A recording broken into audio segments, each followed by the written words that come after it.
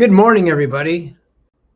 Happy Friday. My name is Jesse with ROI Safety Services. I'm glad you can join me this morning on Friday the 13th in October. I was wondering when the last time that had occurred. I can't remember having Friday the 13th in October. So my name is Jesse, ROI Safety Services. This is my weekly training for free. My training is primarily geared towards managers and owners of businesses, construction and general industry. So we being ROI will be providing this every week. I have no plans of not doing it unless I'm on vacation or doing something uh, special in my schedule. So typically I'll be here every Friday. I'm going to go over topics that are pretty really common in our industry that we deal with daily. Machine guarding is the one we're going to cover this week. And I don't have any clients that don't have machines. I mean, all the way from bench grinders to punch presses to massive drill presses. I mean, you name it. I mean, doing all kinds of extrusion processes, making pistons, frames for aerospace, on the airplanes, the window frames to you name it, casting, all kinds of fun stuff. So punch presses are everywhere. I think bench grinders are probably the most common equipment that I see, and uh, the probably top five violation, maybe even top three, because I just go to the machine guarding or the maintenance area, and almost 9 times out of 10, I'm going to find a bench grinder that's 100% out of compliance almost every single time. It's a pretty common violation, and it's the most preventable one and probably the least expensive one to fix because they're pretty inexpensive overall, um, in terms of cost versus the fine. Even the fines aren't even that much. When the citations I've got for those could be between 300. They can be pretty high, up to 7,000, but unless it involves an amputation, it's going to be pretty inexpensive. Now, if you got a an amputation using a bench grinder and it was out of compliance, that would be a pretty hefty fine. So let's get into it. We will be covering machine guarding, and this is going to be out of the general industry standard. Very simple program, but a very obviously crushing hands and arms. So there's definitely some significant injuries that can occur. Safeguards are essential, protecting workers from needless and preventable injuries. So a little bit of preparation and planning and doing proper inspections of your facility will really mitigate any injuries. A good rule to remember: any machine part, function, or process which may cause injury must be safeguarded. And that really is so simple to fix. Just a quick walkthrough in your machine shop, and if you're using machine guarding in your processes, you know, make sure your machine guards are functioning, and they need to have regular inspections. I was at a company, and just the silliest thing, and this is a massive company. They make plates. It's a very big company. They make plates for barbecues and disposable plates. And just doing a quick walkthrough in their production line, they had covers that were just so loose they were banging like this, and they were covering big gears. And it's simple things like that production operators just they go blind to the obvious. And this is in every production environment I go into. You can't really rely on these production leads to identify these risks. As much as we want them to be responsible for their working environment, I think they just grow numb to these sort of obvious issues that could be significant risks. So that's really where I want managers to and business owners to understand. When you expect a manager and a production supervisor to find these things, and again, oftentimes they're so focused on production that they overlook safety. And let's just be honest with that. That's what's happening. You give them a task and they're going to do it. And unfortunately, things suffer when you put so much emphasis on production. Safety becomes a what? An afterthought. And let's just embrace that for a minute and realize that's the truth. Safety is an afterthought in most, if not all, working production environments. And why do I say that? I've been doing this for 30 years, and I have overwhelming evidence, and I see it day in and day out. Safety becomes an afterthought if we are not, as owners, as managers of our businesses, being responsible, putting an emphasis on safety no matter what, giving authority, giving responsibility for everybody in your facility that safety is number one. You're going to have a culture where it's an afterthought. When I mean by that is after somebody gets hurt, after you have an OSHA inspection. So that's just the truth. I have accepted that years ago, that not everybody thinks about safety like a safety person. So where the operations of a machine can injure an employee or operator, other workers, the hazard must be controlled or eliminated. And what do I mean by other workers? If I have seen on more than one occasion belts bust or break and the belt fly everywhere, and innocent people down on the other side of the building get slapped in the head with a belt. That's what we mean by that. And that's pretty common. Someone gets hit in the eye. Causes of machine accidents are reaching in and clearing something out, not using lockout tagout, unauthorized persons doing maintenance or using the machines. That's typically where I see a lot of the injuries, is just unauthorized people doing it, trying to do a quick fix, or, oh, I can fix this. I've been doing this for 20 years and look at, I have all my fingers, and then all of a sudden you don't. You get hurt. You lose a digit. I had a guy in a bottling company down in, I think it was in Torrance, and he was that guy, that 20 plus year machine operator who took a shortcut and said he's safe, and boom, he got a little bit of his index finger cut off because he removed the machine guard and made an adjustment and didn't follow proper lockout tagout, and boom, see ya finger. And he was the first one to say it was my fault. It was 100% my fault. Well, that doesn't do anything to help your finger, right? And that's why safety truly is, in most, if not every single business, an afterthought. So let's not make it an afterthought. Let's put it in front of us. Let's create an environment that safety truly can be first. And by doing that, we can eliminate injuries. That would be a breath of fresh air, wouldn't it? So this is the whole purpose for me doing these free trainings, so I can make people aware of what they need to do. This is not 100% complete. 100% complete training needs to be site specific. You're going to learn a few things today, but you're not going to learn everything you need to know about your facility. Only you will know that. Only you will know that. Even if somebody goes there as a consultant like myself, I'm going to know a lot about your facility at the end of the visit, but I'm not going to know it like you. That's why it's very important that we as business owners be responsible for the safety of our employees.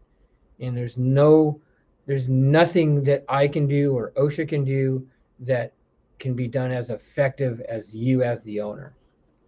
So where mechanical hazards occur, the point of operation, whatever industry you're in, you got to identify all the potential risks at your site. That is your job, your number one responsibility. If you are truly putting your employees first, is it employees or is it production? That is the burden that the business owner has, and it really truly is a choice. And I encourage you to make the right choice and put people first. People are the ones who are going to make you money. An injured employee, a disgruntled employee, is going to call Sweet James and not work as hard for you, or you name it. But an employee that feels like you care for them and that you want to protect them is going to work their butt off for you most of the time, right? So point of operation, all parts of the machine which move, such as flywheels, pulleys, belts, couplings, whatever business you're in, printing, machine shops, punch presses, you name it. We have everything in production under or whatever is under your roof. You name it, should be evaluated. I go into clients daily and see, unique areas that need to have machine guarding, and 99% of the time it's very, very easily fixed. Granger and other supply stores like that have really awesome machine guards that you can just buy literally off the shelf and install it on your drill press, punch press, lathes. But sometimes you need to make a custom one, and I know most of us have these operators that can figure that out. So there are solutions to these. So looking out for flywheels, pulleys, belts, couplings, cranks, gears, feed mechanisms, auxiliary parts, nip points. So those are all the things that we need to evaluate. Now, the point of operation, that point where your work is performed, such as cutting, shaping, boring, it must be guarded. There must be a guard. There are no exceptions to the rule if you are working in that area. There are some amazing things you can do to protect your employees, amazing things. But most of them can be mitigated with just a simple machine guard. Here's an example of some rotating parts. These must have a guard in place during operation. Here's some more rotating cylinders, some chain and sprocket, belt and pulleys. And again, you may think, oh, just don't put your finger in that area. Well, what if that belt breaks? What if the chain comes loose? It's going to whip. It's going to whip somebody upside the head.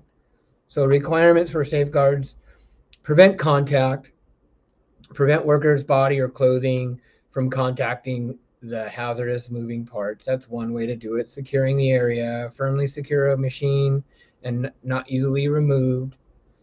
Protect from falling objects. Ensure that no objects can fall into the moving parts.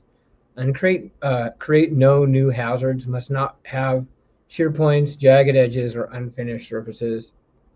And that would obviously be in the design stage. Create no interference. Must not prevent workers from performing the job quickly and comfortably. Allow safe lubrication. If possible, be able to lubricate the machine without removing the safeguards. And in a perfect world, we would design machines in such a way. But the truth is, we have machines that are probably older than some employees. And why are they still around? Because they're the best. They're durable. They're heavy duty. They have proven to work over the decades. Some of the machine guards that we can utilize are just amazing. There's a lot of resources.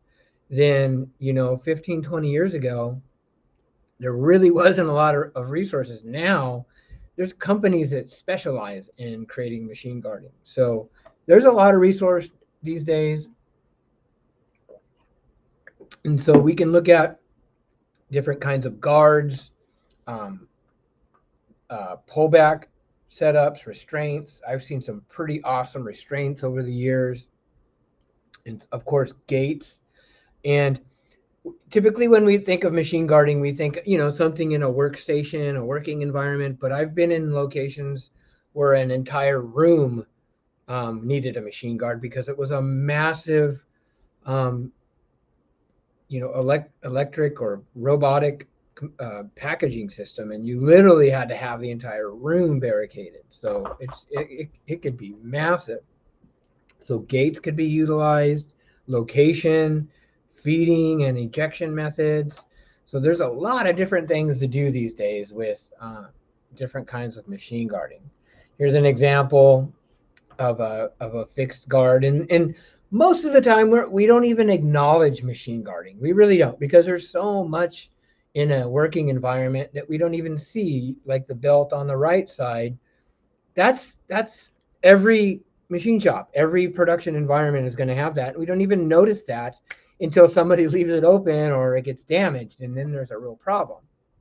And then you have, an enclosed drill press, which this is absolutely an old drill press with a retrofitted machine guard. This is what you're going to do. It's pretty simple. It doesn't really get in the way unless you're drilling into awkward parts, which most of us do. So how do we do that? We have to adjust the machine guard. And that's the biggest complaint. The machine guard restrains and makes it more dangerous. Absolutely. If that's the case, then you need to get maybe some experts in there to take a look at. And here's I think that's a ball mill. And these things are pretty dangerous. So this particular unit uses an interlock. And interlocks are wonderful, but interlocks are notorious for being bypassed. Those of you who operate a CNC machine know all about how to bypass these CNC interlocks, because the biggest complaint with these CNC machines is I have a part that is awkwardly shaped, or I need to hold on to it. Believe it or not, I saw this one guy literally hanging into a CNC machine, holding a part while it was being machined. And that was like a normal day for this guy. So craziness. But he's pretty good at it. He's been doing it for 20 years. Provide a barrier which may be adjusted to facilitate a variety of production operations. In this bandsaw, they have some amazing adjustable guards. Do they get in the way? Of course they do. Nothing's going to be perfect.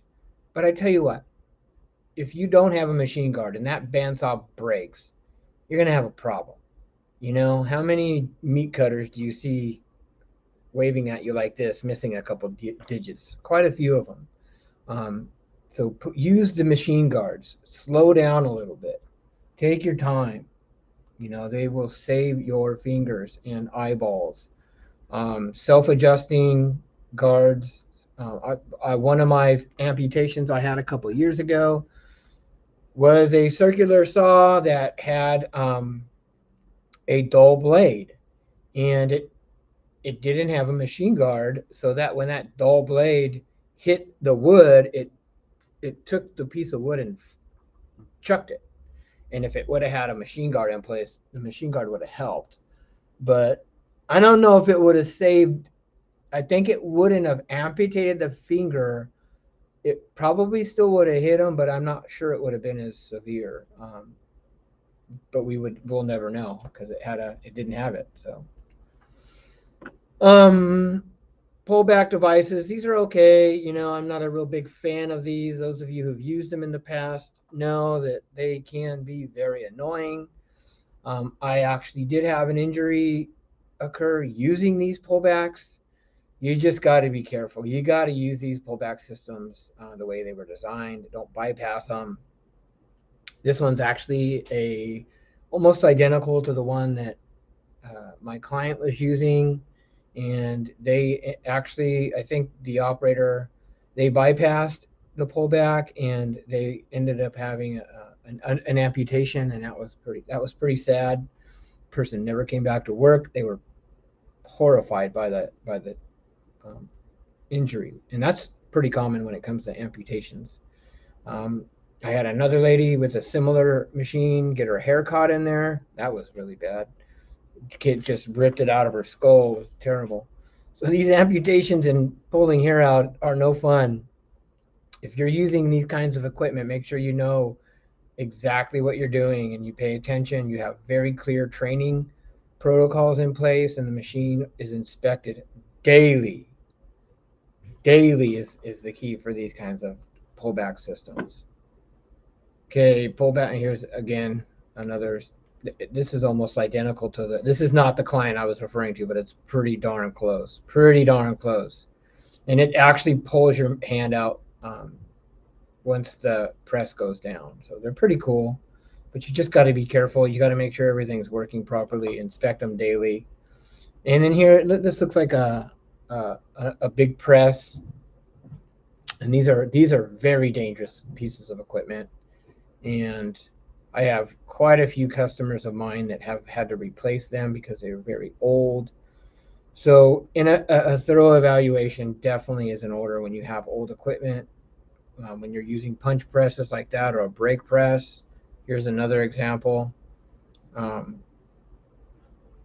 yeah, these you just need to do a really good thorough evaluation, and if you're not, there's no second chances here. You got to do a really good evaluation. Your employees' fingers and digits are at risk.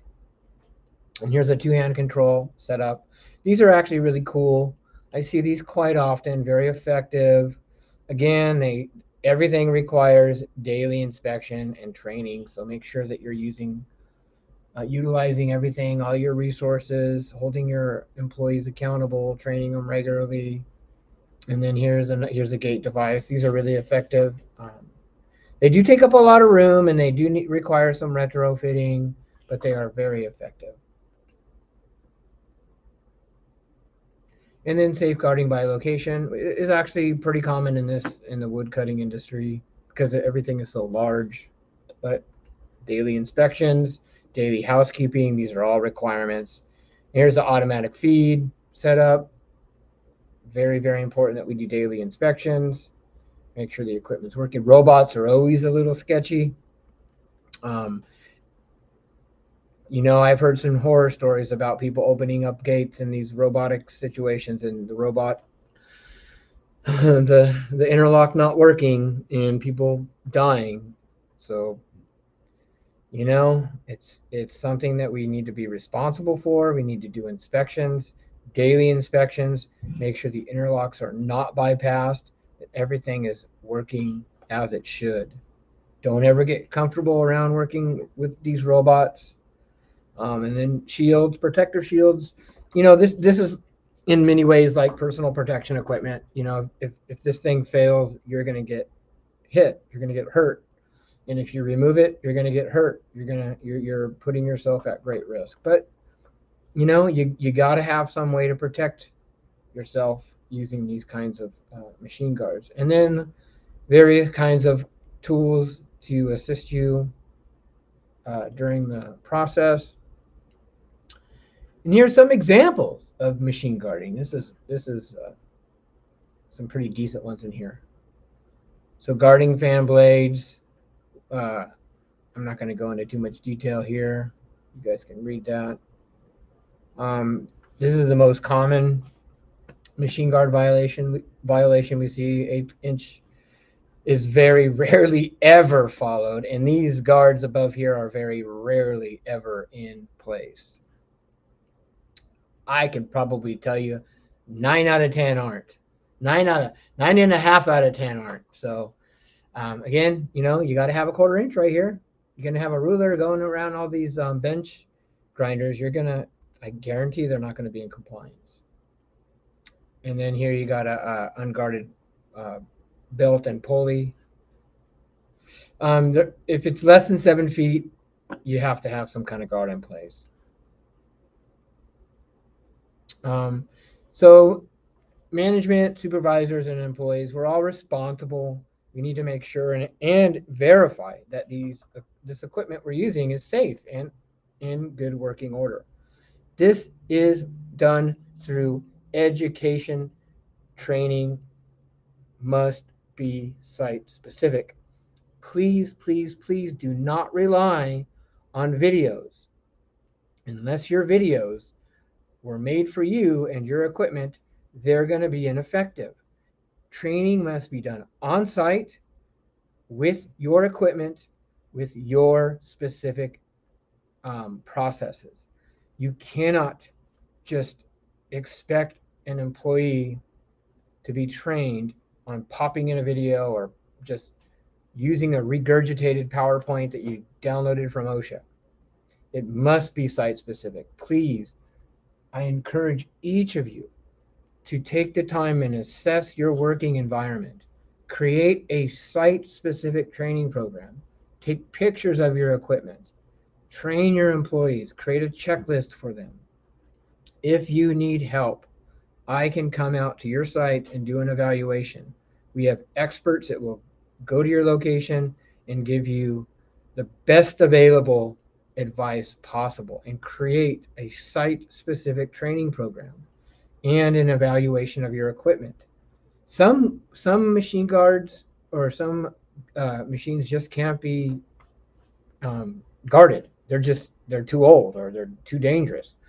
Press brakes are probably one of the most common ones that we see that just can't be fixed or put into compliance. So again, I am here to help you. My commitment is to put people first in the working environment. We care about you. We don't have production without people, at least yet, right? So we still put people first. They're the ones that are going to create the business and make it grow and succeed. God bless each of you. I pray you have a wonderful weekend and you stay safe, stay alert, and be responsible. If you follow those simple rules, you won't get hurt on the job.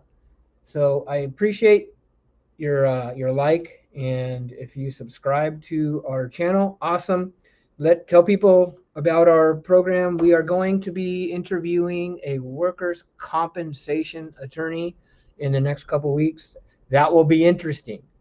I did do a preliminary interview and I learned a lot, and I think that you will too if you are a business owner and or a manager. It's interesting to know that most of our lawsuits are coming from employees that their feelings were hurt. Can you believe that?